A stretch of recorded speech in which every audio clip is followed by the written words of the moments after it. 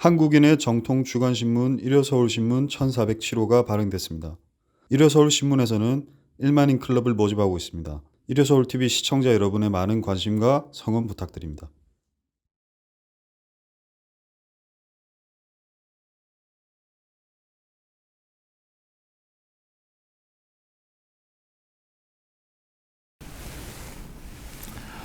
여러분 안녕하셨습니까? 이정현입니다.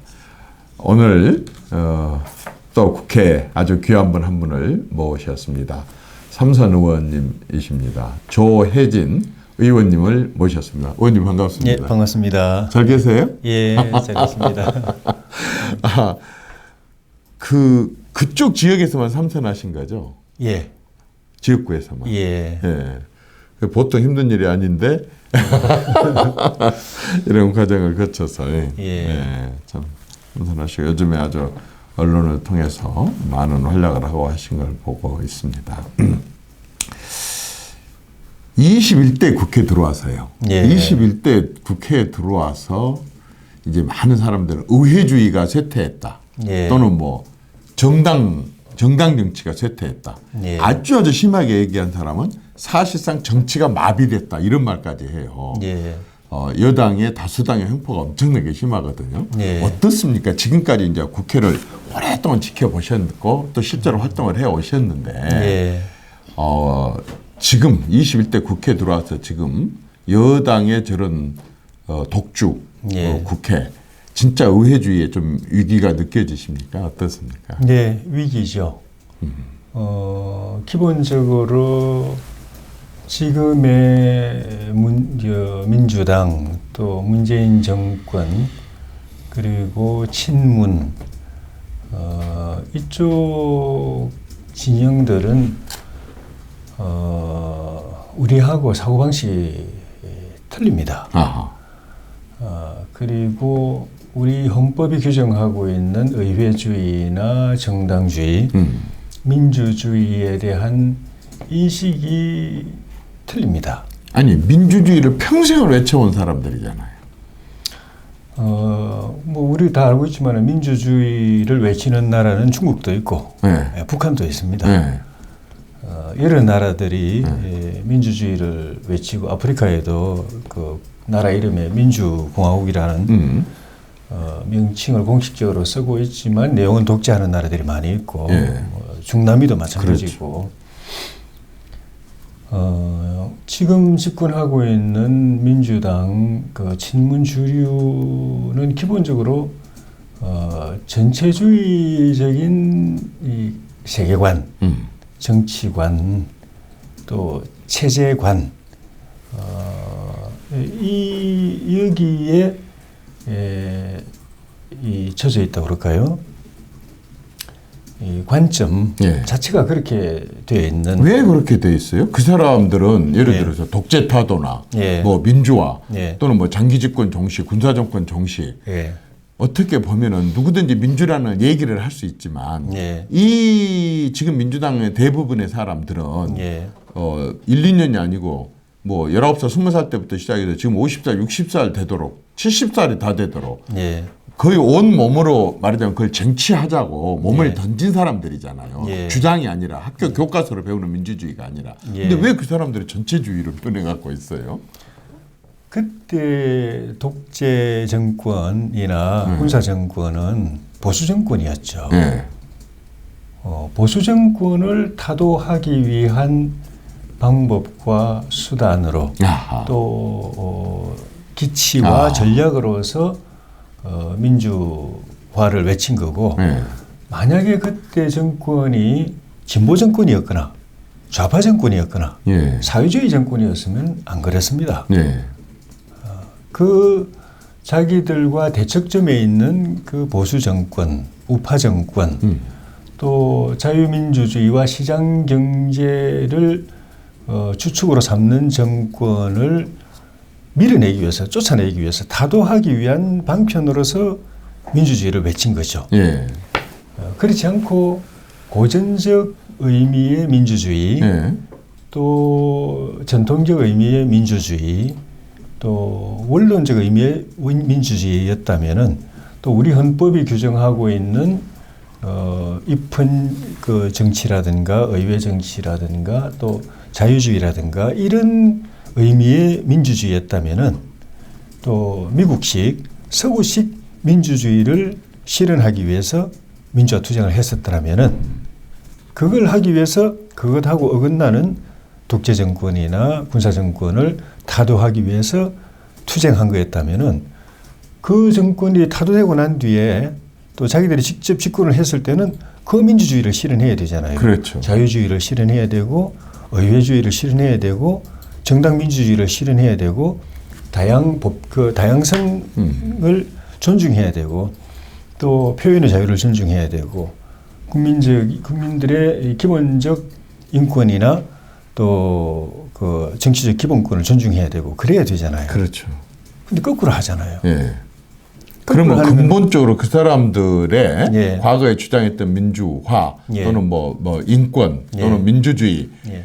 이런 것들은 본래 의미의 본래 사전적 의미나 예. 정통 그런 의미의 민주주의가 아니었고 예. 그건 수단 한마디로 해서 민주주의를 무기로 예. 민주주의를 수단으로 삼아 가지고 예. 사실상 반민주주의 예. 어떻게 보면 인민주의 예. 뭐 인기 영합주의 이런 걸 통해 가지고 사실상의 아까 전체주의 예. 또는 뭐 전제 정권 예. 이런 행태를 실현하려고 한 것 같은 그 지금 예. 그 말씀을 하시고 또 많은 사람들 공감할 텐데 현재 실제로 이제 국회에서 예. 현재 벌어지고 있는 예. 그런 이 집권 여당의 예. 그러한 반민주적인 그런 행태가 구체적으로 어떤 게 주로 많이 보이던가요? 국회에서 활동하면서 답답하고 어떻게 저럴 수가 있느냐라고 느껴진 것들은 구체적인 신뢰로 봐보면 어떤 것들이 있어요? 일단 의회주의를 무시하죠. 예. 그리고 정당 정치를 무시하고. 예. 그러니까 좀 구체적인 거. 예. 근데 먼저 그부터 그 말씀을 드리는 거는 이분들이 추구하는 거는 단일한 가치입니다. 본인들이 생각하는 국가가 있고 체제가 있습니다. 그것이 가장 이상적이라고 어떤 생각하고. 거예요, 그게? 요즘 나타나는 거 보면은 약간 사회주의적인 경향이 있는 사회주의적인. 거죠. 예. 국가주의. 예. 예. 그리고 뭐 전체주의. 그러니까 본인들이 생각하는 가치가 가장 선하고 가장 의롭고 가장 옳고 정의고 예. 그리고 그 가치로 모든 것이 통일돼야 되고 모든 것은 그 가치를 실현하는데 봉사해야 되고 그렇기 때문에 의회도 통일적이어야 되고 예. 다른 이야기 하지 마라. 딴 이야기 하지 마라. 딱 이 가치. 예. 예, 체제로 보면은 그러니까 한편으로 보면 국가주의적인 것이고 정치적으로 보면은 권력 집중의 전체주의적인 것이고 또 경제적으로 보면은 사회주의 경제에 가까운 거죠. 예. 그게 다 하나로 뭉쳐져 있는 거죠. 예. 왜냐하면 사회주의 경제라는 거는 국가 통제 경제니까. 예. 그러려면은 권력이 그 국가에 이제 집중돼야 되고 그렇죠. 그러다 보면 이제 전체주의가 되는 것이고 예. 그래 되는 것인데 이거 하나로 다 통일적으로 다 예. 거기에 다 봉사해야 된다. 네. 의회도 국회도 그 기능에 봉사해야 돼. 거기에 봉사해야 되고 사법부도 거기에 봉사해야 되고 선거관리위원회도 거기에 봉사해야 되고 예. 언론도 거기에 봉사해야 된다. 예. 그리고 정당이라는 것도 심지어 민주당이라는 이 집권당 자기들의 당 내부도 딱 그 가치에 흔히 하는 말로 복무해야 된다. 예. 예. 봉사해야 된다. 예. 이바지해야 된다. 거기에서 어긋나는 다른 목소리 나오면 안 된다. 그러니까 의회에서는 야당의 존재를 그 결과로 야당의 존재를 인정하지 않는 자기들의 가치관과 다른 자유주의를 주장한다든가 시장 경제를 강화시켜야 된다고 한다든가 또 기본적 인권을 이제 강화시켜야 된다고 한다든가 또 표현의 자유를 넓게 인정해야 된다고 한다든가 그리고 권력을 분산해야 된다고 한다든가 또 시장의 자율성을 존중해야 된다고 한다든가 민간의 자율성을 존중해야 된다든가 이런 주장을 하는 그리고 언론을 통해서 다양한 목소리가 보장돼야 된다든가 권력에 대한 비판이 보장돼야 된다든가 사법부의 독립이 보장돼야 된다든가 사법부는 권력으로부터 독립돼야 된다든가 또 정권이 사법부나 또 그 사정에 그 개입하면 안 된다라든가 이런 목소리를 주장하는 야당은 필요 없다는 거죠. 국회 안에서. 잠깐만요.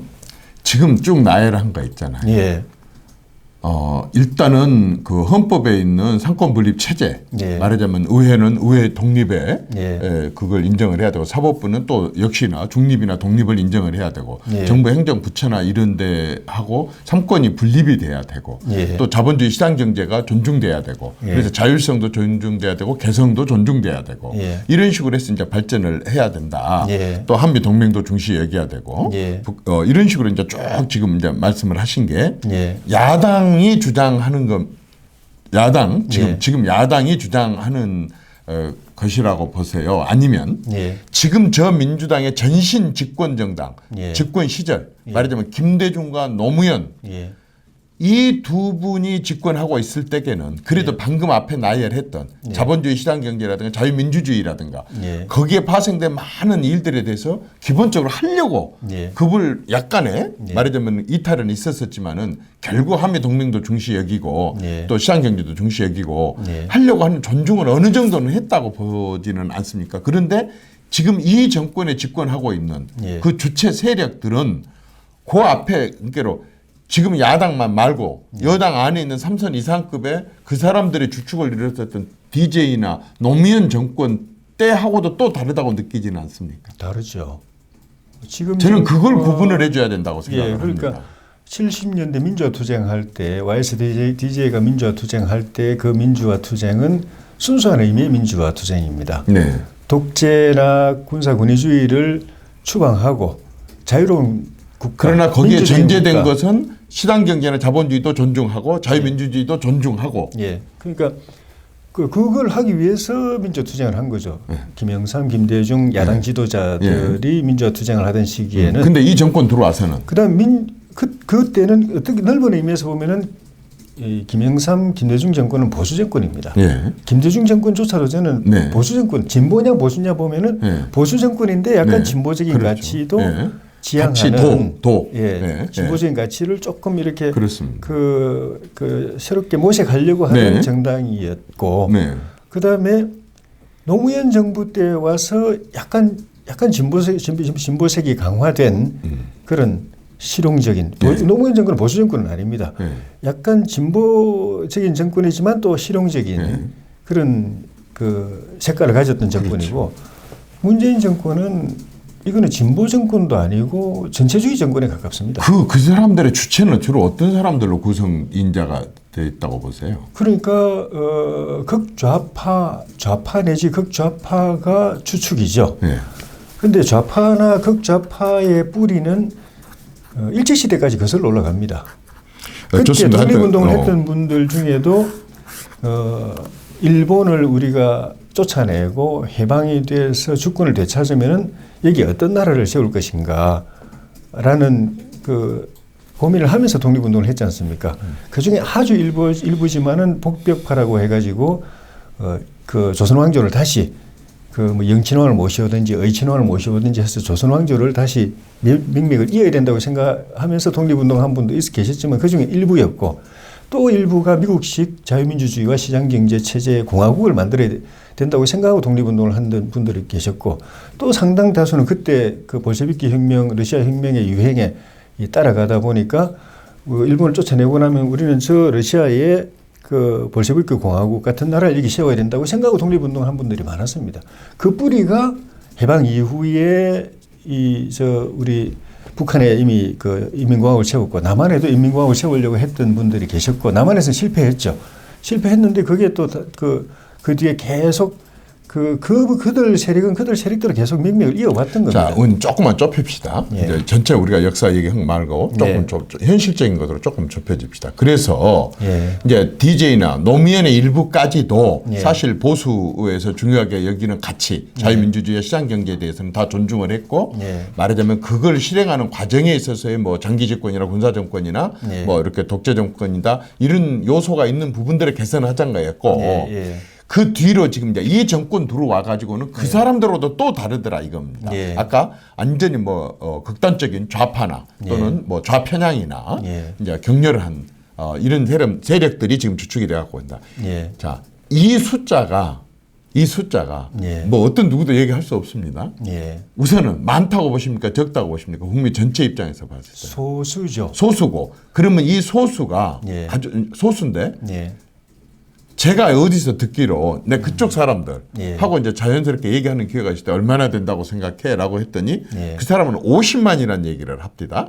근데 내가 다른 사람한테 듣기로는 20에서 한 25만 될 거예요. 이렇게 얘기를 합니다. 예. 그 부분에 대해서는 그동안의 정치권에서 늘 그 사람들 접하고 분위기를 보면서 아까 극좌 예. 또는 주축을 이루고 있는 세력들이 한 얼마나 된다고 생각을 하세요? 저는 그래서 숫자로까지 이렇게 그럼 아까 50만에 대해서는 동의하십니까? 20만이나 50만은 상당히 이 타당성이 있는 분석이라고 생각합니다. 그러십니까? 그런데 그 사람들이 권력을 쥐고 있고 또 정치 권력뿐만 아니고 언론 권력 또 시민사회 권력, 노동 권력 더 나아가서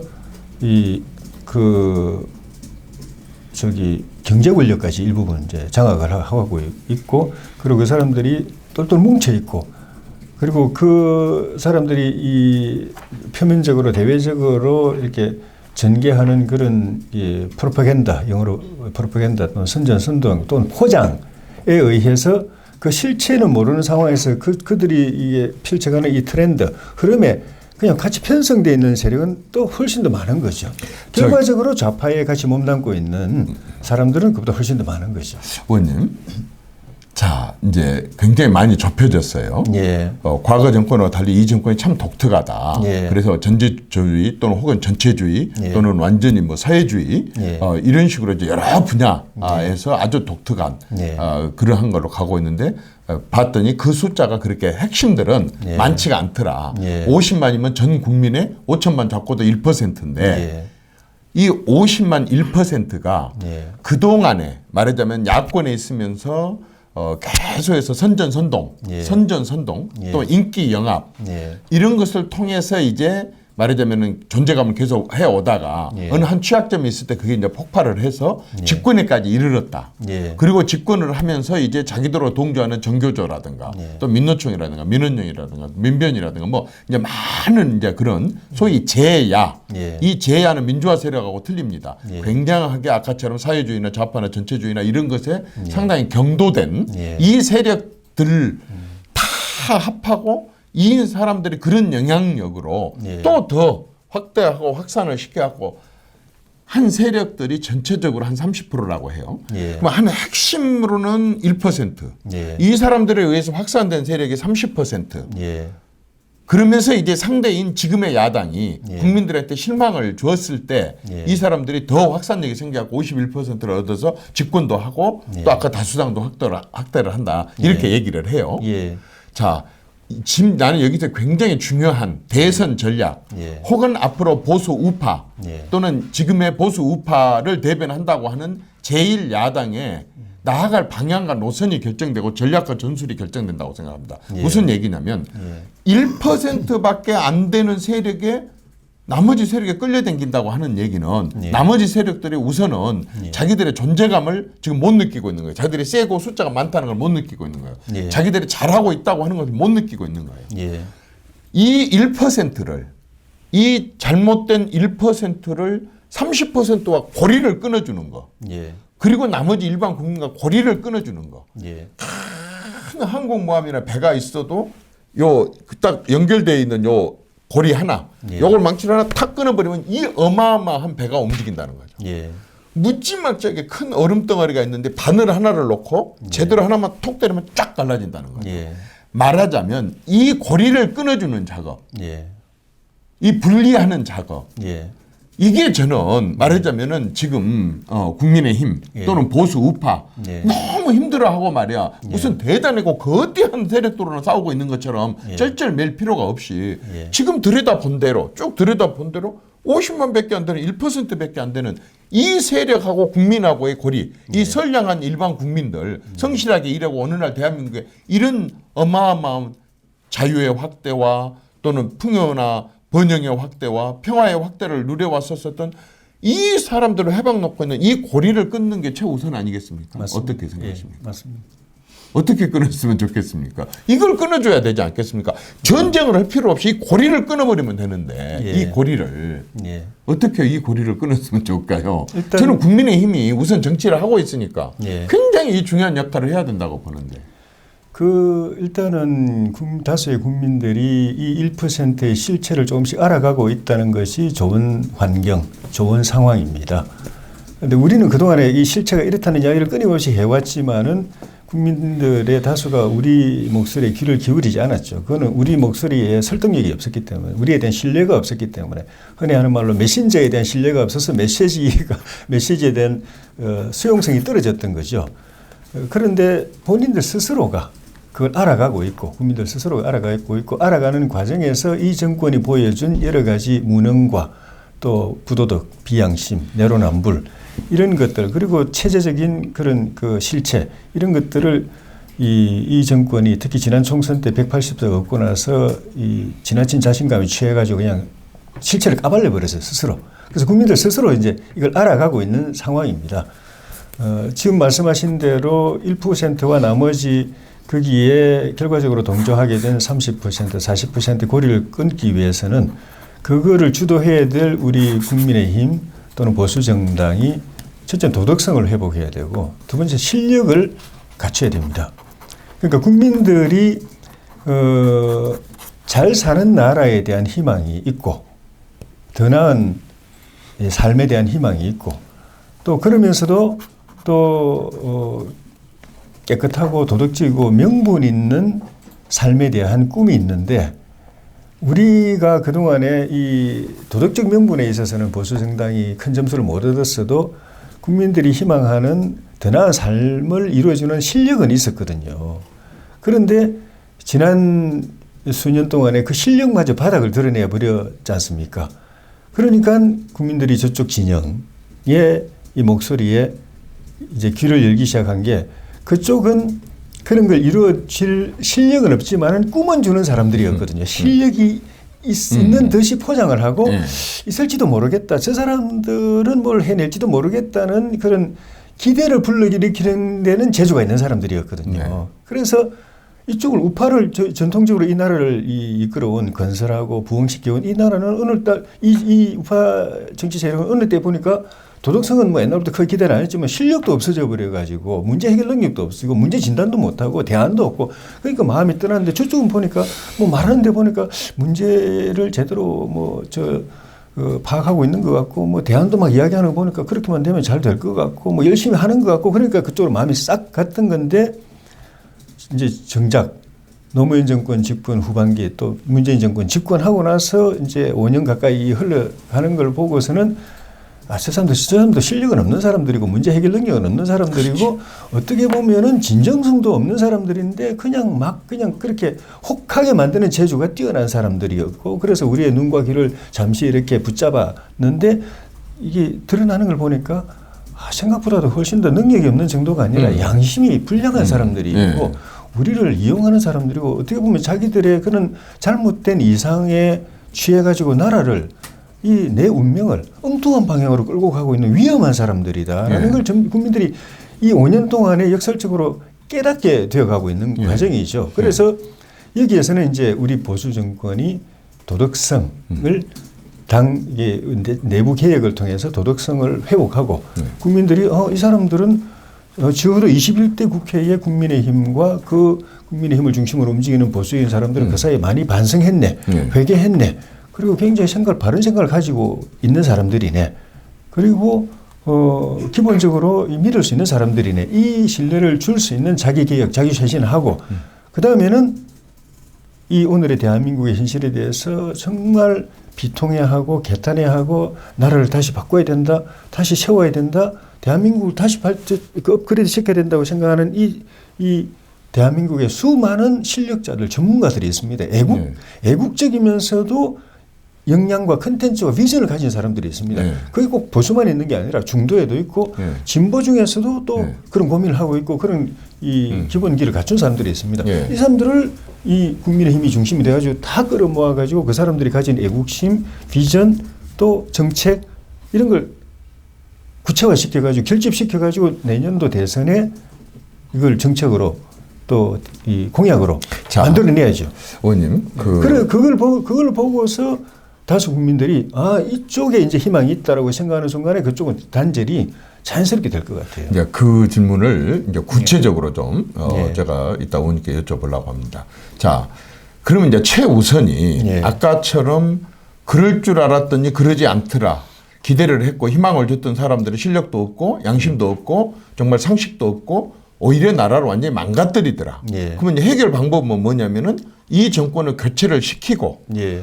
그리고 이제 아까 반성하고 잘못된 그런 부분들을 고친 예. 이제 보수 우파들이 또 중도들과 함께 해서 다시 집권을 해서 다시 한번 나라를 재건을 해보자. 이제 큰 결론은 이렇게 납니다. 예. 그럼 어떻게 정권을 교체를 하느냐 이겁니다. 예. 그런데 이제 아까 우리가 방법이 하나 나왔어요. 저 사람들이 야당으로 있을 때 말하자면 집권하고 있지 않을 때는 그 아주 교묘한 말하자면은 그 입놀림으로 예. 완전히 인기 영합을 해서 지상 천국을 만들어줄 것처럼 예. 청년들의 실업도 다 해소해주고 청년들의 희망도 어마어마하게 주고 양극화도 완전히 다 해소를 하고 뭐 영원한 모든 문제도 다 해결을 하고 어쨌든 골목가게나 뭐 서민들 삶도 굉장히 나아지게 하고 남북 문제도 금방 다 풀려서 어마어마하게 꿈을 불러일으켰는데 예. 정작 집권을 해갖고 이 사람들 한 걸 봤더니 예. 국민들하고 약속하고 희망 준 것은 하나도 실행을 못했을 뿐만 아니라 예. 국민들은 더 이제 대단한 걸 발견을 했어요. 이 사람들의 실체를 발견을 했어요. 예. 그게 뭐냐 그러면 사실 이 사람들이 독자적으로 만든 것이 아니라 마르크스나 엥겔스라든가 스탈린이라든가 이 원조 공산주의, 원조 사회주의 뭐 이런 데서 이제 또 원조 전체주의 예. 뭐 히틀러가 했던 방법 심지어는 트럼프 했던 방법까지도 일부는 본받아 가지고 이 사람들이 이제 그러한 우리 남한에서 이제 집권을 하고 나서 아까 저는 전제주의나 전체주의나 사회주의에 가까운 이런 정책을 펼쳐왔었어요. 예. 그런데 이 사람들의 운명은 아까 이 사람들이 본받았던 원조의 운명을 보면 알 수 있다 그 말이죠. 예. 말하자면 소련도 붕괴되고 무너져가지고 예. 결국에서는 개혁개방할 수밖에 없었었고 예. 중공도 무너져서 또 개혁개방할 수밖에 없었고 심지어는 베트남조차도 도이모이로 해서 개방을 하고 개혁을 하고 이런 식으로 다 원조들이 다 변했어요. 예. 근데 어떻게 해서 저렇게 거대한 나라들이 변했는가라고 봤더니 망했어요. 예. 어떻게 망했냐? 자체 모순으로 망했어요. 예. 미국이 무슨 미사일을 쏴갖고 침공으로 핵폭탄을 터뜨려서 걔들이 뭐 중공이 무너지고 소련이 무너지고 이렇게 한 게 아니라 예. 자체 모순으로 망했어요. 자체 모순으로. 예. 아까처럼 자기들은 말하고 행동하고 완전히 틀리고 더 중요한 거 그런 식으로 해놓고 자기들은 굉장히 배를 채웠어요. 예. 서민들을 위하고 사회적 약자들을 위하는 그런 정치를 펼칠 것처럼 그렇게 홍보를 해놓고 예. 말하자면 동물농장에서 나온 것처럼 나머지 동물들은 그냥 땅바닥에서 자는데 자기들은 침대에서 자고 다른들은 계란 안 먹는데 자기들은 계란을 먹고 또 다른 사람들은 우유를 안 먹는데 지금 동물들은 우유를 먹고 이런 것처럼 이 사람들이 그 전에는 아무것도 없는 것처럼 보였던 사람들이 너무 손에 쥔 게 많아져 버렸다는 거죠. 예. 너무 가진 게 많아져 버렸어. 예. 그러다 보니까 그 가진 것을 지키려고 악착같이 지키려고 20년 집권을 얘기를 하고 50년 집권을 얘기를 하고 집권만 갖고는 안 되니까 상대방을 괴멸시켜버리겠다고 하는 그러한 무서운 무시무시한 공포스러운 얘기까지 해가면서 이 사람들이 지금 말하자면 사실상은 힘을 키운 게 아니라 사실상은 자체 모순을 다 드러내놓고 예. 그 다음에 너무 많은 걸 가졌고 예. 너무 많은 걸 지키기 위해서 너무 무리한 짓거리들을 하고 이걸 이제 국민들이 지금 다 보고 있다는 거죠. 예. 이렇게 해갖고 중공이 말했고 소련이 망한 것처럼 이 사람들도 이제 소멸 내지 사멸 돼갈 수밖에 없는 예. 그런 그 상황이라는 거죠. 예. 그렇다고 한다면 이 사람들하고 싸우는 방법도 마치 그냥 이 사람들이 아주 거대한 힘과 조직과 세력을 갖고 있는 것처럼 이렇게 말고 예. 정확한 작은 고리를 찾았고 거기를 때려서 국민하고 분리시키는 이런 작업을 해야 되지 않을까요? 우선 예. 아까 우리가 어떻게 변한다는 건 뒤에 얘기를 하기로 하고 예. 우선 저 사람들한테 대응은 그렇게 해야 되지 않을까요? 예. 어떻게 생각하세요? 맞습니다. 그 전략도 저쪽이 우리한테 대해서 하는 것처럼 약한 고리를 찾아내 가지고 거기를 치는 전략이 가장 효율적인 방법입니다. 예. 그냥 뭐 인해 전술로 막 그냥 무대포로 밀어붙이고 힘겨루기로가 아니고 그렇죠. 딱 구조를 파악을 해가지고 고리를 파악을 하고 그렇습니다. 고리 중에 약한 데를 딱딱 눌러주고 찔러주고 잘라주고 하는 것이 중요한데 거기에는 물론 이제 우리 그런 이제 정무적인 전투적인 전략 전술도 필요하고 그다음에 우리 당이 일단 정도로 가야 정도로 가야. 당 얘기는 조금 있다. 제가 진짜 많이 여쭤보려고 하니까 놔두고 우선 이제 상대방에 대한 얘기예요. 여기 상대를 정확하게 알아야만이 상대를 이길 수 있다고 생각해요. 아까 무대포식으로 그렇게 하면 안 된다고 생각해요. 우리가 동물왕국, 동물왕국을 많이 보면서 어떤 것을 사람들은 느낄는지 모르겠어요. 저는 그런 걸 느껴요. 코뿔소나 아니면은 뭐 어마어마한 들소떼나 아니면 코끼리나 이 세력도 많고 힘도 어마어마하게 세력들이 3마리, 5마리 사자나 하이에나한테 꼭 먹히고 잡혀요. 이쪽 숫자도 적고 힘도 더 약한데도 불구하고 꼭 희생자들이 나와요. 그 이유는 뭐냐면 이 거대한 힘과 그리고 세력과 이거 갖추고 있는 자기 자신들의 모습을 보지도 않고 각자 뛰어요. 각자. 지 혼자 살라고 그냥 뛰기만 해요. 그러면 이 사람들은 어떻게 잡느냐? 제일 어린 동물, 새끼 동물, 아니면 뭐 부상 입은 동물, 아니면 고립된 동물. 말하자면 그것을 포위를 해가지고 고립을 시켜서 그걸 꼭 잡아내잖아요. 그러면 그 거대하고 힘센 코끼리 떼가 아니면은 기린이 들소가 꼭 당하더라고요. 이게 보니까. 저는 지금 그 야권에 대해서 큰 이 사람들이 진짜 국민들을 실망시킨 부분들이 너무 많아요. 예를 들자면 국가의 미래, 우리 미래 세대들의 앞미래를 완전히 망쳐버리는 국가 재정이나 또는 쓸 때 정말 저런 곳에다 저렇게 많은 예산을 투자를 해야 되느냐. 그리고 지금 자기들은 뭐 설계비라든가 용역비 몇백억 넣지만은 나중에 몇 조를 후손 뒤에 후대 정권들이 쏟아부어야 되는 이런 일을 벌린다든지 아니면 아까 민주주의의 근간과 근본을 흔드는 선거에 있었어요. 울산 선거 같은 부정이라든지 아니면 선거를 공고를 후보까지 다 정해놓고 전 방송 생방송 통화를 가지고 집주마다 100만 원씩 돈을 준다고 하는 이러한 말하자면은 그 금권 선거를 한다든지 이런 부분들은 그냥 그 사건이 아니라 민주주의의 근간을 흔드는 거잖아요. 특히 지금 백신 같은 경우는 온 국민의 생명, 온 국민의 재산을 지금 완전히 침해하는 그 재산권을 침해하는 이런 거 어마어마한 거잖아요. 그러면 야권이 저쪽에서 소리 난다고 있는 대로 쫓아갈 것이 아니라 이렇게 거대하면서도 근본적이면서도 온 국민이 진짜 이렇게 하면 안 돼. 온 국민이 피해자인 그런 건들을 제대로 잡아갖고 그냥 제기하는 걸로 끝난 게 아니라 끝까지 가서 그걸 파헤쳐 가지고 저 사람들의 그런 위선과 가식과 거짓말과 또 자기들 나름대로의 부정부패와 이런 부분들을 이렇게 끊어줘야 되지 않을까요? 그 말씀은 저도 공감합니다. 근데 그렇게 지금 잘 안 되고 있죠. 잘 못하고 있죠. 그냥 뭐 중구난방식으로 또 타겟팅이 안 돼 있고 또 투쟁의 집중력이 안 돼 있고 그리고 끈질기게 지속적으로 끝을 볼 때까지 하는 것도 부족하고 그래서 이번에 전당대회를 통해서 새 지도부가 들었으면은 그런 부분에 있어도 확실한 변화가 있어야 될 걸로 생각합니다. 자, 그 말이 나왔으니까 의원님은 지금 3선이시고 솔직히 말해서 내가 의원님의 이제 의원님 되시기 그 전까지를 거슬러 올라가 이렇게 보면 서울법대 나오셔가지고 다른 사람들은 다 다른 길로 갔지만 또 정치 길로 쭉 걸어오시면서 많은 경험과 경륜을 쌓으셨어요. 그냥 말이 3선이지 이렇게 이제 바른 시각과 또 방향을 이렇게 잡고 계시고 경험도 많고 경륜도 많고 특별하게 이렇게 뭐 당내 적이 있는 것도 아니고 본인이 주도를 한번 해볼 그런 의향은 없으십니까? 당을 변화시키는데. 해야 된다고 생각하고 있습니다. 어떤 계획을 갖고 계십니까? 뭐 조만간에 발표를 할 텐데 이번 그 당 지도부를 새로 구성하는데 참여하려고 생각하고 있습니다. 당 지도부에. 대표 최고위원. 대표요.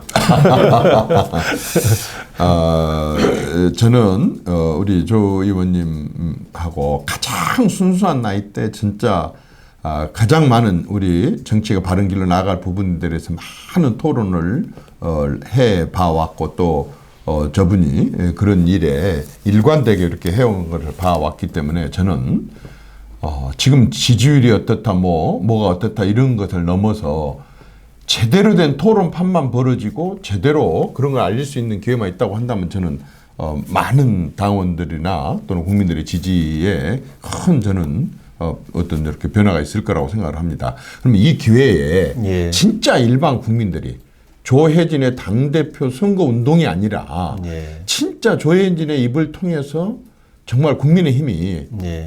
이런 집권당을 교체를 시키고 바로 이제 국민들의 더 좋은 나라, 좋은 삶을 보장하기 위한 나라를 어떻게 만들 건가 얘기를 좀 나눠봤으면 좋겠어요. 예. 제가 이제 좀 궁금해하는 것이 사실 시청자들이 궁금해한 거니까 예. 그렇게 좀 쪼개서 여쭤볼 테니까 예. 한 장 한 장 해서 그렇게 답변을 좀 한번 해주시면 고맙겠습니다. 예.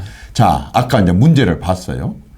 이 정권이 너무너무 국가의 근간과 근본을 흔드는 일들을 많이 저질렀어요. 예. 근데 선택과 집중이 안 된다. 예. 그리고 끝까지 집요하지를 못하다. 예. 총동원 체제가 구축되지 못한다. 예. 이 원인이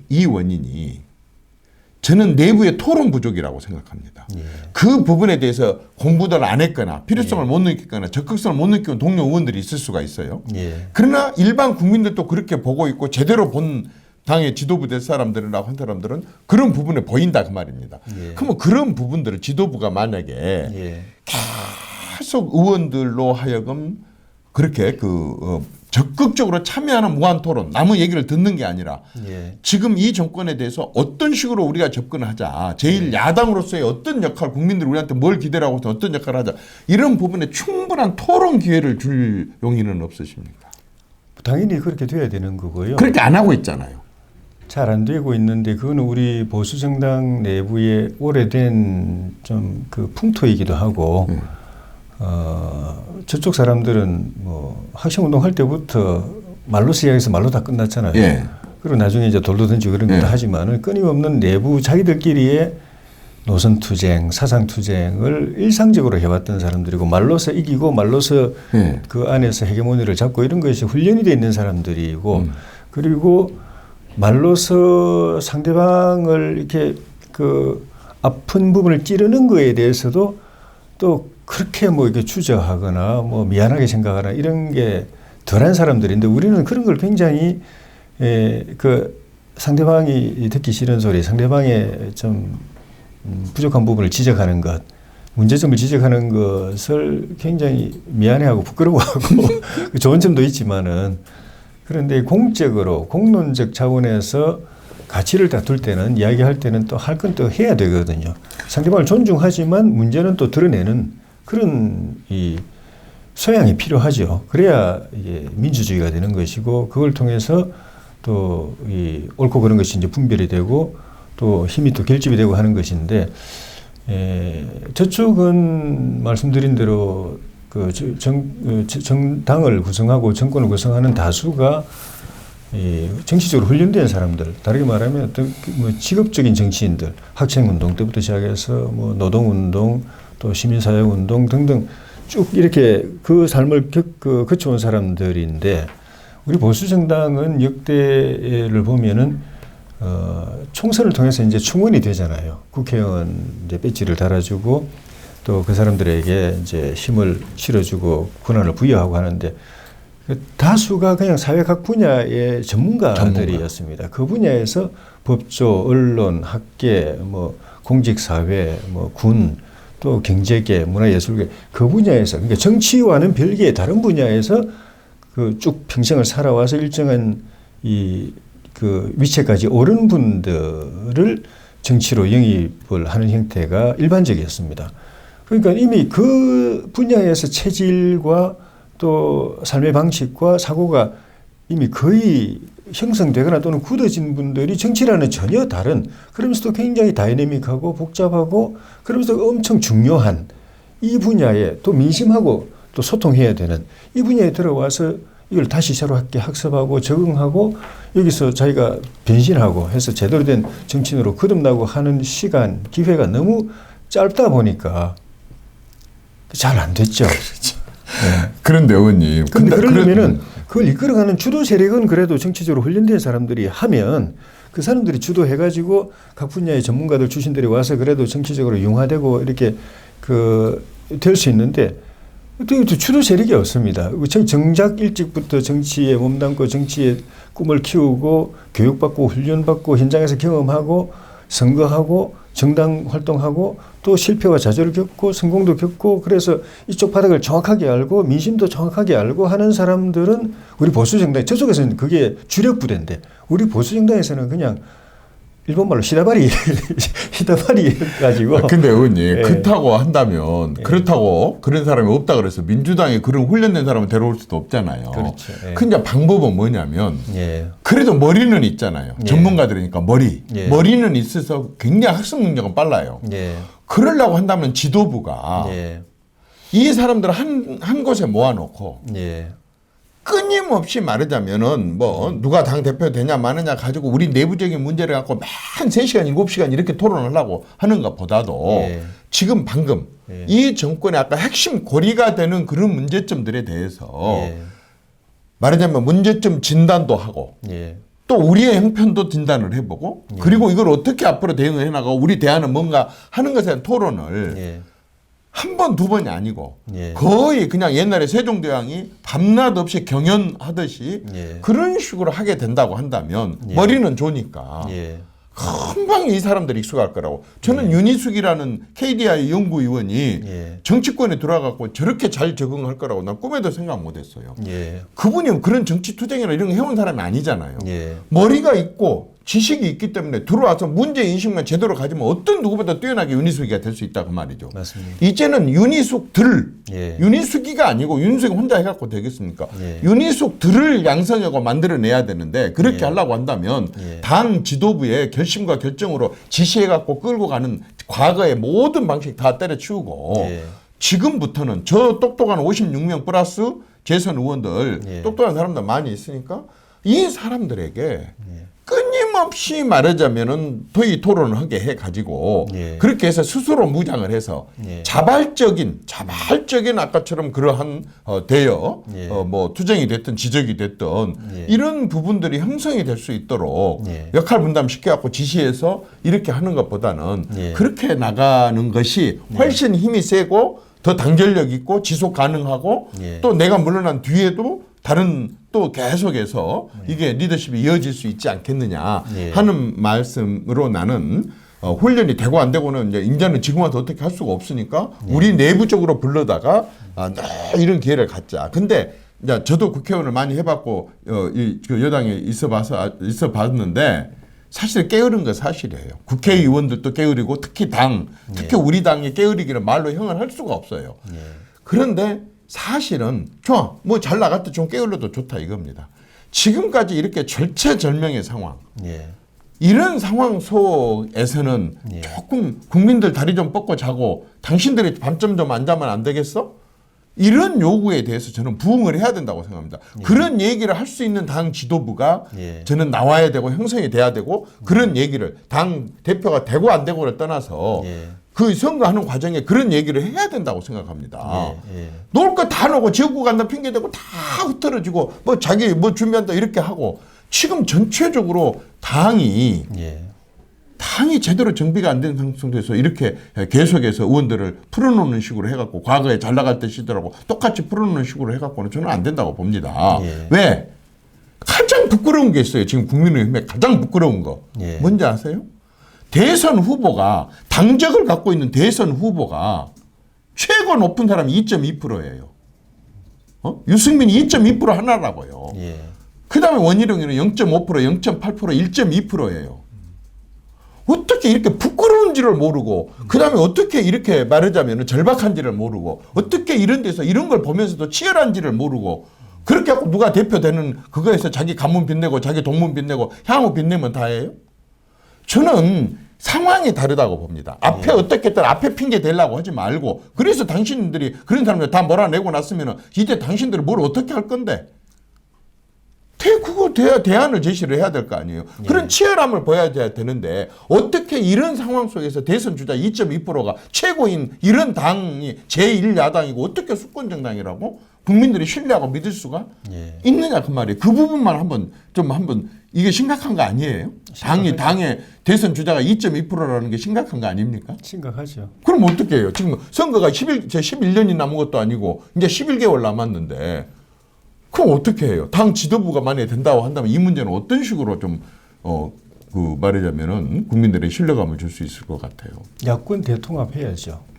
자체적으로는 어렵다. 후보 단일화를 이루어야 되고 예. 거기에 우리 당 후보들도 참여하는 것이고요. 예. 이번 서울시장, 부산시장 선거도 초반에는 영 희망이 없지 않습니까? 예. 야권 후보들은 분열되어 있었고 민주당 후보는 저만큼 앞서 있었고 무조건 민주당 후보 필승 구도였죠. 예. 그런데 이 필승, 민주당 후보 필승을 절대 용납하면 안 된다. 그러면 더 이상 우리는 희망이 없다라고 하는 압도적 민심들이 있지 않습니까? 어떻게든 민주당 후보를 심판하고 그걸 통해서 문재인 정권을 심판해야 된다. 그런데 야당 후보들은 더 2순위, 3순위, 4순위로 처져 있다. 방법은 이걸 하나로 똘똘 뭉쳐서 표를 분산시키지 않고 하나로 결집시켜주고 우리가 그쪽에 표를 하나 다 몰아주면 계산을 해보니까 저쪽을 이기네. 그럼 야당이 이걸 좀 해주면 좋겠는데 거기에 우리 당이 뒤늦게 역할을 하게 됐고 당 안에서 후보 선출 과정을 무난하게 원만하게 잡음 없이 해냈고 또 그 과정에서 역전이 펼쳐져 가지고 약간의 컨벤션 효과, 시너지 효과가 역동성이 발생을 했고 그 다음에 그동안에 우리 당과 같이 하는 걸 주저했던 안철수 대표와 국민의당이 같이 하는 걸로 됐고 그래서 그 후보 단일화를 나름 그래도 멋있게 또 해냈고 결과 승복하고 또 선거운동 같이 뛰어들고 거기에 요 얼마 전까지 민주당 의원이었던 금태섭 전 의원까지 우리 국민의힘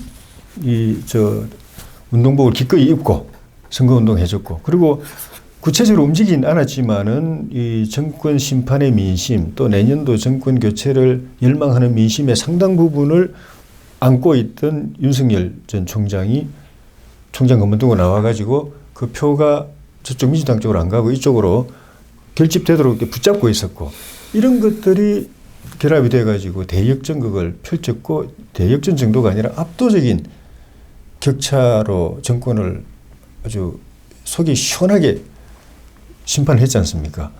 지금 대선 구도도 현재는 저쪽에 이재명이라든가 뭐 또 이낙연이라든가 이런 후보들하고 비교하면 우리 후보들이 약체지만은 큰 틀에서 일단 정권 심판하고 교체해야 된다는 그 민심이 여전하고 어떻게 보면 이번에 그 가능성을 봤기 때문에 그 민심은 더 저는 그 가열될 걸로 생각하고 그 민심을 그 정권 심판과 교체로 엮어내는 것은 이번과 똑같이 이 민심을 대변하는 야권이 흩어지지 않고 보수나 중도나 또 진보지만은 또 원래 골수 진보지만은 반문 정권 이 정권 안 되겠다 바꿔야 되겠다고 생각하는 것까지 다 엮어내는 것 그것만 엮어내면은 내년 대선에 될 수가 있고 엮어내는 과정에서 이번에 오세훈 후보가 앞서 있던 나경원 후보를 이기듯이 또 앞서 있던 그 안철수 후보를 이기듯이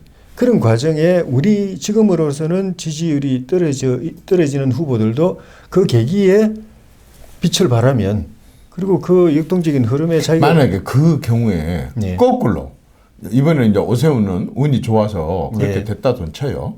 그런데 국민의힘의 후보가 그렇게 역전해갖고 결과적으로 국민의힘에서 낸 후보가 돼야 된다는 거예요. 아니면 예를 들어서 윤석열이다, 안철수다, 밖에 있는 홍준표다, 김동연이다, 또 장성민이다. 이런 밖에 있는 후보와 연합과 연대를 하는 과정에 그쪽에서 우수해진다 하더라도 국민의힘이 전혀 말하자면은 회방 놓거나 개의치 않고 그렇게 밀 그런 분위기도 있나요? 분위기는 이제 파악은 안 당연한 거 아닌가요? 당연한 거 아닌가요? 저는 이번에도 서울시장 후보 선출 과정에서도 그런데 왜 공개적으로 여러 번 안철수 후보가 단일 후보가 되더라도 우리는 다 그건 수용해야 되고 그 후보를 내세워가지고 선거 치러야 된다고 여러 번 이야기를 했습니다. 지금 말씀드린 거는 우리 당 후보에 대해서 쭉 말씀드린 거는 너무 이제 저조하니까 이게 뭐 희망이 전혀 없는 것 아니냐는 그런 말씀이신 것 같아서 이번에 오세훈 후보 경우를 보면은 그 흐름을 잘 타고 거기에 자기가 잘 딱 맞춰 민심에 부응해 가는 후보가 나오면은 2%가 5%도 되고 10%도 될 수 있다. 그 가능성이 있다라는 의미고 노무현 후보도 처음 시작할 때 제 기억에는 2%로 시작했었습니다. 그런 역동적인 흐름이 새로운 이 반전을 만들어낼 수 있기 때문에 그런 반전의 기회에 올라탈 수 있는 정도의 자격은 우리 후보들이 얼마든지 있다고 보여지고 그렇게 했는데 나중에 결과적으로 바깥에 있는 윤석열 전 총장이라든가 이런 분들을 넘어서지 못한다. 그래서 최종 단일화 경선을 하는 마당에 보니까 저쪽이 가능성이 높다. 하면 그렇게 그럼에도 불구하고 해야 되고 해서 저쪽이 되면 우리 당의 후보라고 생각하고 밀어야 되고 그런 거죠. 당 대표가 만약에 이제 당 대표가 되셨어. 설령 당 대표가 안 된다 손치더라도 대표 경선 과정에 이제 방법을 얘기를 할 수 있고 또 설령 당 대표가 안 된다 손치더라도 된 사람에게 이제 당 중진으로서 이제 이렇게 건의를 할 수 있는 그런 위치시니까 그러면 어떤 식으로 지금 예를 들어서 윤석열이가 지금 당장의 당으로 들어오기를 갈망하지 않고 있는 것은 당에 대해서 말고 자기 주 지지자들이 말하자면은 이 당에 지지하는 이 당은 지지하지 않지만 정권이 교체되기를 바라는 문재인 정권에 대해서 심판하기를 바라고 교체되기를 바라는 사람들이 있을 수 있다 그 말입니다.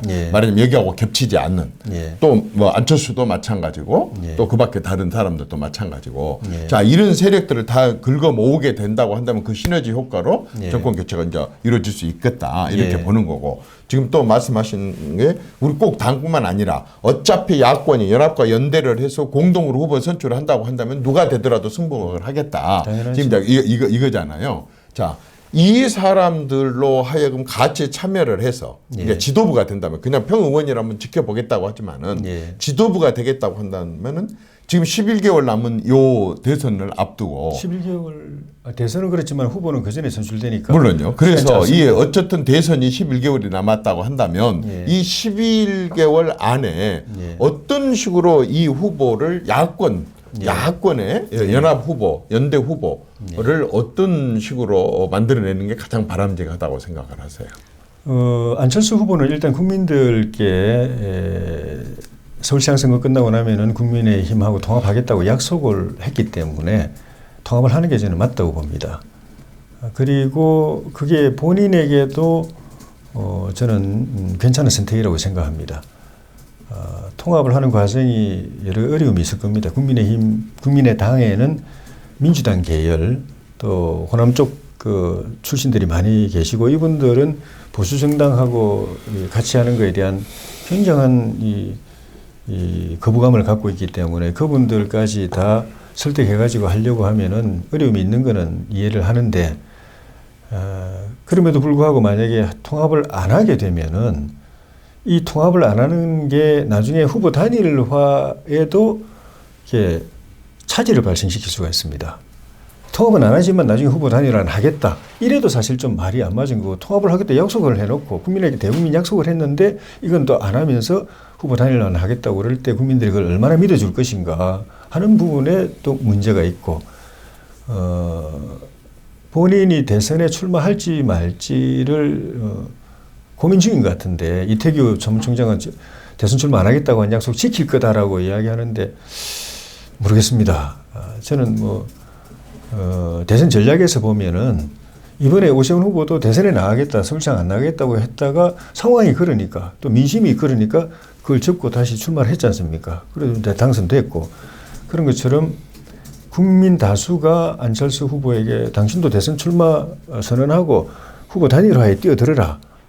그게 정권 교체의 지름길이다. 그게 당신이 거기에 기여하는 길이다라고 하면 한번 고민해 볼 필요가 있다고 생각이 들고 어쨌든 합당을 하는 게 저는 좋다고 순리에 맞다고 생각이 들고 국민의 기대와 신뢰에 부응하는 행동이라고 생각이 들고 윤석열 전 총장 같은 경우에는 당에 들어와서 경선에 참여하는 것도 방법인데 그거는 당에 들어올 때 본인이 갖고 있는 지지율이 일부 떨어져 나가지 않는다는 걸 전제로 해서 그대로 고스란히 그대로 가지고 들어올 수 있을 때 의미가 있는 것이고, 국민의힘으로 들어왔는데 뭐 한 25% 중에서 한 5%, 뭐 10%가 떨어져 나가버린다고 하면은 이거는 차라리 그냥 밖에 있다가 나중에 그 후보 단일화에 참여하는 것이 좋을 수도 있고, 그런데 이런 손실이 없이 그대로 갖고 당에 들어올 수 있으려면 우리 당이 개혁이 돼야 됩니다. 쇄신이 돼서 윤석열 총장을 지지하는 약간 중도적인 성향의 유권자들이 볼 때 국민의힘이 저 정도 이게 변했으면 나도 지지할 만하다. 윤석열 들어가도 나는 뭐 계속 국민의힘 뭐 윤석열도 난 계속 지지할게 하는 정도의 변화를, 쇄신을 우리가 보여줘야죠. 짧은 기간일지라도. 그래 어쨌든 윤석열 전 총장이나 또는 뭐 금태섭 전 의원이나 바깥에 있으면서 대선에 출마할 분들이 국민의힘에 들어오는 게 좋으냐, 저쪽에 있다가 나중에 후보 단일화에 참여하는 게 좋으냐 하는 거는 그 시너지 효과가 극대화되는 방향으로 선택을 하면 됩니다. 꼭 하나를 고집할 필요는 없다고 생각이 들어요. 꼭 국민의힘에 들어와야 된다. 또는 시나리오상 밖에 있는 게 좋겠다. 이렇게 고식적으로 만약에 밖에 있는 경우라고 한다면 예. 나중에는 어떤 형태로 말하자면 국민의힘들하고 이제 후보 결정을 할까요? 어떤 뭐 컨벤션을 말하자면 보여줘가지고. 그건 이제 좀 더 구체적으로 기획도 하고 당사자들하고 또 협의도 해야 되고 룰 미팅도 해야 되고 어떤 기준으로 어떤 방식으로 해야 될 것인지는 이제 당사자들끼리 협의를 해서 정해야 될 문제이기 때문에 뭐 우리가 일방적으로 정할 수는 없는 것인데, 어쨌든 큰 틀에서는 이번에 서울시장 후보 그 단일화하던 그 방식을 큰 틀에서는 쫓아가야 되겠죠. 그 방식 중에 예. 이제 옛날에는 슈퍼스타 K 뽑는 방식이 있었고, 예. 그와 유사한 게 요즘 이제 미스터 트롯 방식이 있는데, 예. 이를테면 전국의 트로트의 자질과 능력을 갖고 있는 유명하지 않지만 예. 하여튼 누구나가 다 일단 기회가 평등하게 주어지게 하는 거. 예. 그래갖고 여러 명이 참여를 해서 줄이고 해갖고 15명으로 줄여서 예. 이 15명이 계속 경연을 해가지고 예. 갖고 있는 모든 다양한 끼를 발휘할 수 있는 실력을 발휘게. 말하자면 정치인으로 말하자면 수도 없이 많은 토론과 수도 없이 많은 함께 같이 가서 현장에 같이 합숙하고 훈련하고 움직인 이런 미스터 트롯 방식으로 한 것처럼 예. 합숙은 안 할지라도 항상 농촌 지역에 과학단지에 뭐 어디에 뭐 같이 다니면서 현장 돌고 그다음에 또 같이 토론하고 같이 돌고 토론하고 예. 이런 과정을 통해서 상대방의 장점도 알게 되고 상대방들이 연구한 것에 대한 습득도 서로 간에 하게 되고 그렇게 하면서 동지의식을 느끼게 되고 설령 저 사람이 대통령이 안 된다 손치더라도 내가 된다 손치더라도 나 저 사람은 꼭 농림부 장관을 좀 시켰으면 딱 좋겠다. 과기부 장관을 시켰으면 좋겠다. 총리를 시켰으면 좋겠다. 서로 간에 서로를 인정을 하면서 보완 관계가 되고 그렇게 이제 팀워크가 형성이 되면서 원팀이 되고 그렇게 하고 어느 시점부터 한 명씩을 완전히 개방을 해서 국민들이 참여하에 탈락을 시켜가면서 이렇게 좁혀가게 된다고 한다면 흥행 효과도 있고 그다음에 아까처럼 워낙 이 정권 사람들이 아주 그 네거티브를 하게 되는데 표적 분산도 되고 또 국민들 설득 훈련도 좀 되고 그다음에 공약도 공개적으로 같이 토론을 통해서 좁혀가고 만들어져 가면서 실현 가능하고 또 국민들한테 확실한 약속이 돼가고 그러면서 전부 한 덩어리가 되고 완전히 흥행에서도 성공을 하고 이 미스터 트롯 방식이나 아까 슈퍼스타 K 방식 이런 걸 통해서 좁혀가는 방법에 대해서는 어떻게 생각하세요? 저는 좋다고 생각합니다. 그 이번에 서울시장 선거도 원래는 그렇게 했었어야 된다고 생각이 들었는데 못했죠. 그러니까 여러 다양한 후보들이 나오고 그 후보들이 이게 자기를 알릴 기회를 충분히 여러 단계의 여러 무대를 마련해 가지고 충분한 시간을 주고 그 한 사람이 자기 살아온 인생과 또 그 여러 인생의 고비와 극적인 순간들과 자기의 그 실존적 고민과 또 오랫동안 축적된 대안 이거를 그 당원과 국민들에게 보여주려면 사실 많은 시간이 필요한데 우리는 짧은 시간에 겨우 뭐 TV 토론 몇 번 하니까 수박 그닥기식으로밖에 안 돼서 시간을 충분히 갖고 기회를 많이 만들어 가지고 그걸 충분히 알리게 하고 알리는 게 단순히 정치적인 뿐만이 아니고 그 사람의 총체적인 면을 다 알릴 수 있는 노래 잘하면 노래 잘하는 것도 알려주고 그렇죠.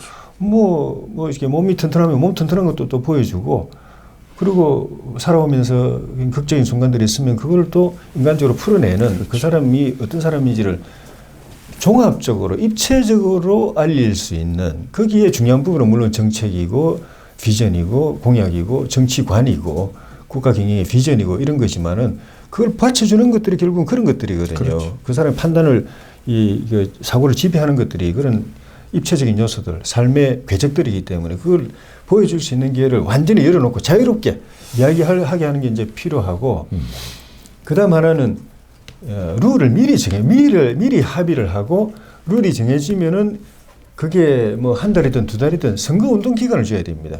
전에도 가끔씩 그런 적이 있지만 이번에 서울시장 선거도 막판까지 이게 될까 말까 이렇게 아슬아슬하게 했던 부분이 룰을 먼저 합의하고 그다음에 그 여론조사가 제 투표잖아요. 그렇죠. 선거잖아요. 단일화 선거잖아요.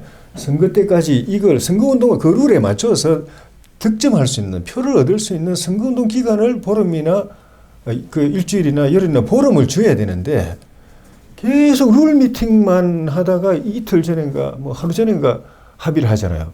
그러면 그 룰을 협상하는 과정에서 계속 각 후보들이 여론조사를 막 돌리지 않습니까?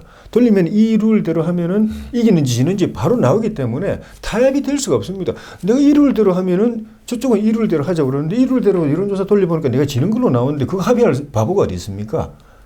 그러니까 그 룰대로 하면은 어떻게 될지 모르는 그리고 시간이 있기 때문에 그 룰대로 일단 나한테 불리하더라도 일주일, 열흘, 보름 동안에 열심히 뛰면 내가 이거 가지고 또 다른 전략 전술을 이용하고 선거운동 해가지고 득점을 할 수 있다. 이길 수 있다라고 하는 그 기회를 줘야 되는 건데 이거는 완전 상식에 어긋난 합의 단일화를 했거든요. 과거에도 가끔 그런 얘기가 있었는데 이번에는 일찍 한 달이나 두 달 전에 딱 합의하고 그에 따라서 움직여라.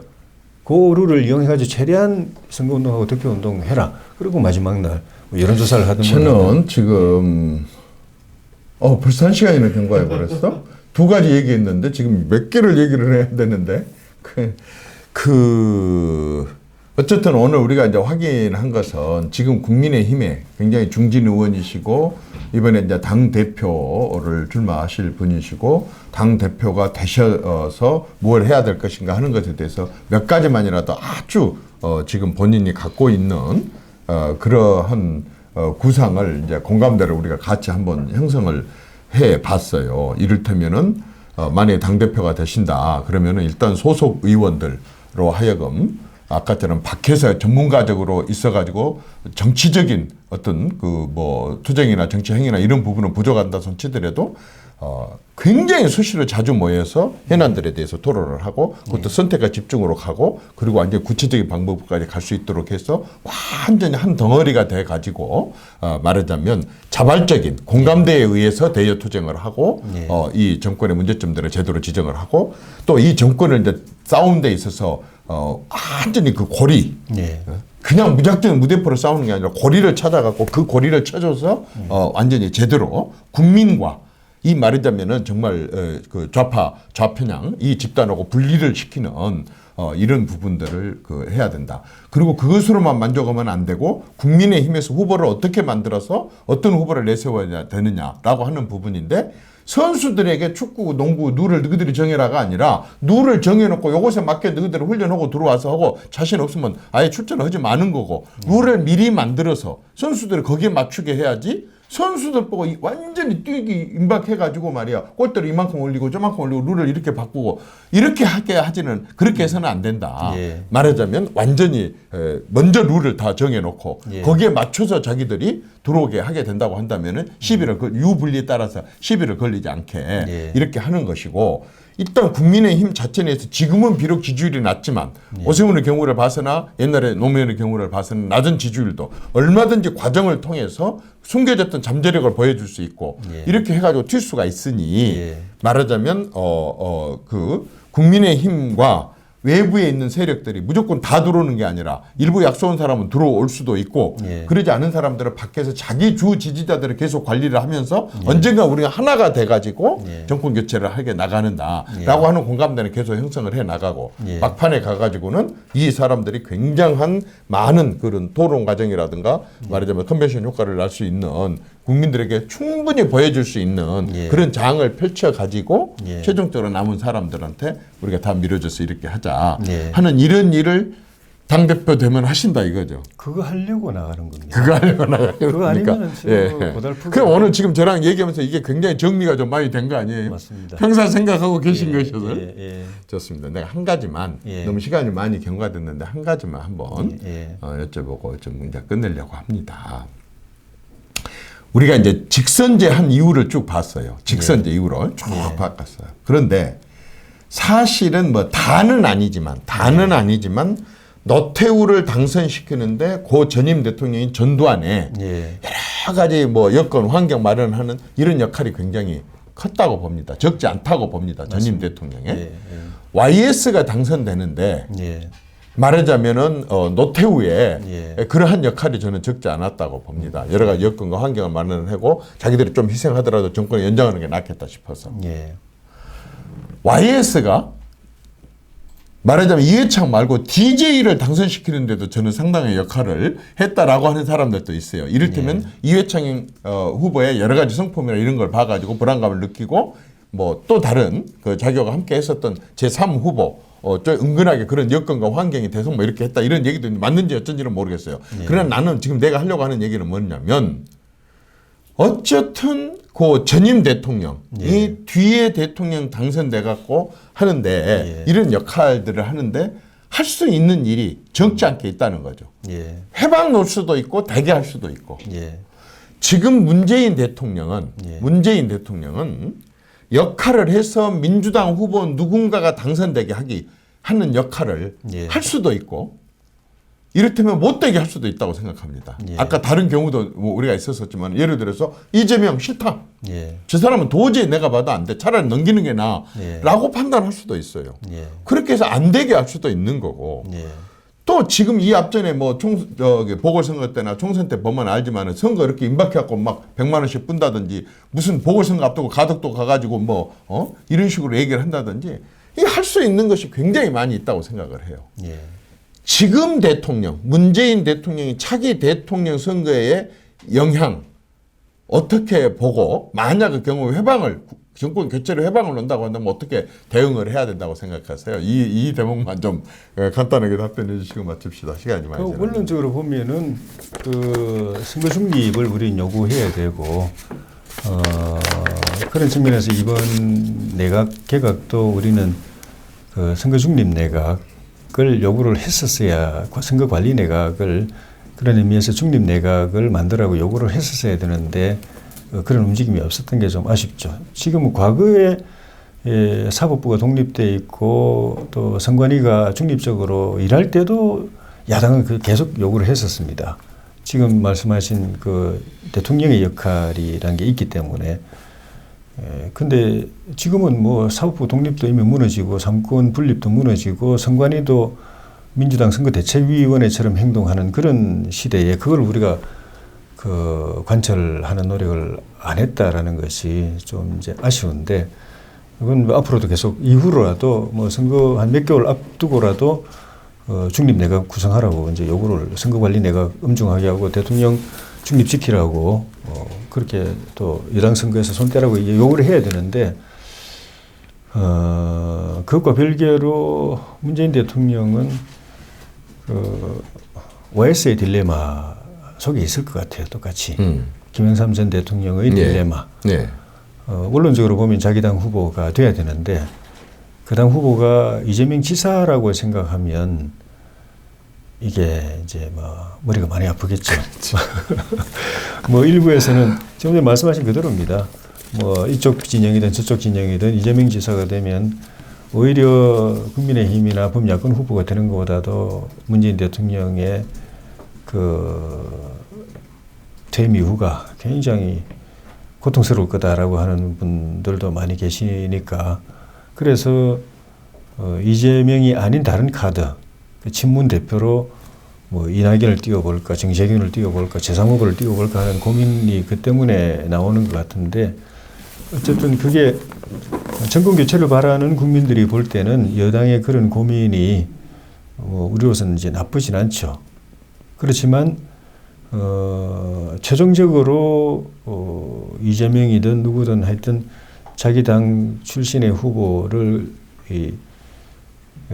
당선시키는 게 야당에게 넘겨주는 것보다 낫다라고 결론 내려지면은 그쪽으로 정말 무섭게 총력을 결집할 사람들이기 때문에 그에 대한 대비 전략, 뭐 지금 여기서 구체적으로 다 말씀드릴 수 없지만은 그에 대해서는 그래서 제가 건의하고 싶은 게 만약에 지도부가 된다든지 지도부에 계속해서 좀 앞으로 이렇게 해야 될 게 중에 하나가 뭐냐면 이건 워낙 중요하다고 생각합니다. 그래서 별도의 이제 말하자면 팀을 구성을 해서 TF팀을 구성을 해가지고 말하자면은 지금 대통령을 포함한 그 권부 현 정권의 권부의 그 선거 개입. 혹은 이제 긍정적으로 얘기를 하자면 정치적인 선거 중립 이것에 대한 내외 당 내에는 말할 것도 없고 당 밖에 예를 들어 법률가들이라든가 또 뭐 전 중앙 뭐 선관위 그쪽 내막을 잘 알 수 있는 사람 이런 식으로 어떤 팀을 구성을 해서 그런 예상 가능한 거 또 실제로 좀 이렇게 감시를 해갖고 그러한 선거에 지금 개입하고 있다고 하는 그런 조짐이 보이는 거 이런 문제들에 대해서 정말 한 개 팀이 집중적으로 연구를 하고 조사를 하고 관리를 하고 해가지고 지속 가능하게 선거 끝날 때까지 그 부분들에 대해서 제대로 조사도 하고 경고도 하고 또 관리도 하고 사후에까지도 그 책임을 묻고 하는 워낙 중요한 거니까 그게 좀 필요하지 않겠느냐 하는 생각이 들어서 한번 좀 말씀을 올려봤고 이제 진짜 맞춰야 되겠습니다. 마치는데 2%예요. 아주 독특한 것이 하나 있습니다. 의원님 지역구 관리 많이 하시죠? 가서 막 어떨 때는 뭐 사람들하고 어울려서 놀기도 하고 그러지 않아요? 그렇습니다. 뭐 어버이날 행사를 한다든지 뭐 그럼 노래 안 시켜요? 노래도 하고 춤도 추고 뭐 장구도 북도 치고 깽가리도 치고 본인이?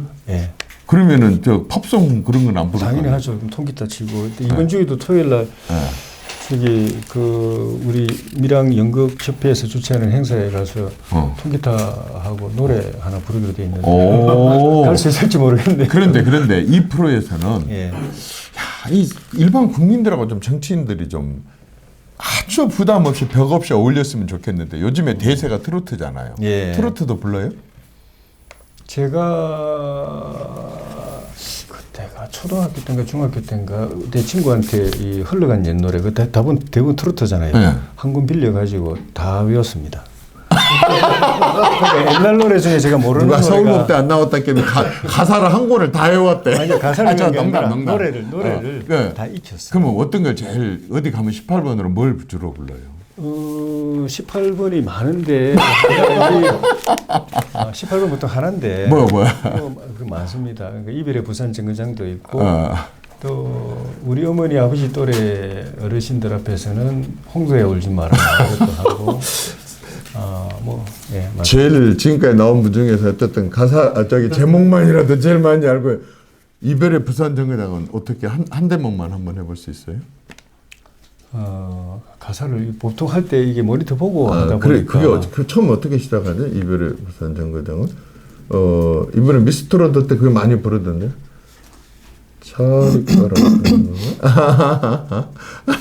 작곡가가 우리 밀양 출신이시죠. 밀양 출신이어서. 아니 그 때문은 아니고 이 노래가 좋아요. 그래요? 뭐 어떻게 시작하는 거예요? 가볍게 춤도 출 수 있고. 보슬비가 소리도 있잖아요. 이것을 분부산 그 장점. 그 한 대목만 좀 한번 불러봐 주십시오. 그 앞에. 우리 기적이 온게 얼마나 편한 소리 소름도 많아 그래도 잊지 못할 한자 세계 경상도사 둘이 아가씨가 슬픈 이별 무슨 진거장. 이게 반주 없는 거죠? 네, 반주 없습니다. 앉아서 해야 됩니다. 네. 서서 하면 안 되고 서서 하면 카메라가 안 나오죠? 보슬비가 소리도 없이 이별 슬픈 부산 정거장 잘 가세요 잘 있어요 눈물의 기적이 운다 한마는 피난살이 소름도 많아 그래도 잊지 못할 판자집이여 경상도 사투리에 아가씨가 슬피 우네 이별의 부산 정거장 야, 잘한다. 정말 잘한다. 국회의원 트로트 대회 하면은 무조건 1등이다. 진이다, 진. 와, 진짜 잘하네. 예? 야, 어디 가서 노래 안 시키면 되게 서운해 하겠는데. 네, 가끔씩 그렇습니다. 여러분 고맙습니다. 오늘 정말 그 의미 있는 그런 대화를 많이 나눴습니다. 저는 오늘 나눈 대화를 다시 보기로 하면서 오늘 나눈 대화를 좀 더 곱씹어 보고 싶습니다. 그리고 조혜진 의원께 오늘 여러분들 앞에서 이렇게 하셨던 것은 그냥 이분이 뭐 말로 하는 얘기가 아닐 거라고 저는 확신을 합니다. 왜냐하면 평상시에 지켜본 바로 이분이 신념 소신 아니면 뭐 얘기를 하지 않는 그런 분이어서 오늘 나눈 이런 대화가 국민의힘에 의해서 실천이 된다면 많은 국민들이 어찌 국민의힘을 사랑하지 않겠습니까? 많이 기대해 봅시다. 감사합니다. 예, 고맙습니다. 고맙습니다.